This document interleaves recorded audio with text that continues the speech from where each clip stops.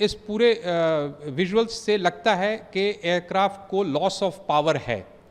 वो loss of power एक engine में है या दोनों इंजन में है, ये कहना बहुत डिफ़िकल्ट होगा, लेकिन जो भी पावर था that was not sufficient to keep the aircraft flying.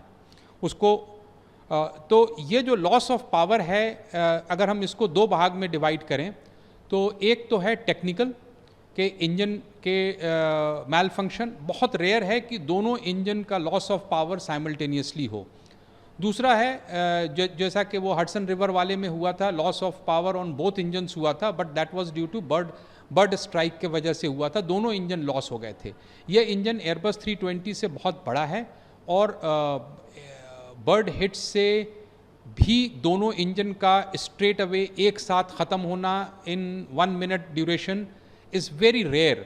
So it's very difficult to say कि टेक्निकल फॉल्ट ऐसा क्या हो सकता है जो कि दोनों इंजन के पावर को लॉस करेगा। क्या इतने बड़े बर्ड एक्टिविटी वहाँ पर थे? वैसे अहमदाबाद एयरपोर्ट में बर्ड्स बहुत हैं, लेकिन क्या वो इतने ज़्यादा थे कि एयरबस बोइंग 787 जैसे जहाज़ के दोनों इंजन को एक साथ ख़त्म कर सकता है? Quite unlikely, but that is one of the possibility. अभी खबर ये है कि पायलट ने मेडे कॉल दिया था। इसका मतलब ये है कि जो भी फेलियर था वो पायलट के कॉकपिट में दिखा था। अगर वो दिखा था दैट मीन्स कि वो टेक्निकली उसमें वो फॉल्ट नज़र आया और उसको ये लोग कॉम्बैट करते हुए एयरबॉर्न हुए। जो चीज़ मुझे नहीं समझ में आ रही है कि उनका लैंडिंग गियर क्यों डाउन था और क्या फ्लैप्स के पोजीशन वही थे जिस पे कि परफॉर्मेंस कैलकुलेट किया गया था। फ्लैप्स एक विंग्स के पीछे में एक डिवाइस होता है जो कि लिफ्ट को बढ़ाता है। तो जब एयरक्राफ्ट टेक ऑफ करता है तो उसका फ्लैप्स टेक ऑफ पे होता है, लैंडिंग गियर डाउन होता है।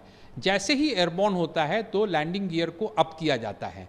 वो 30 से 50 फीट के ऊपर में लैंडिंग गियर को अप करने की कार्यवाही 50 फीट से ऊपर से शुरू हो जाती है।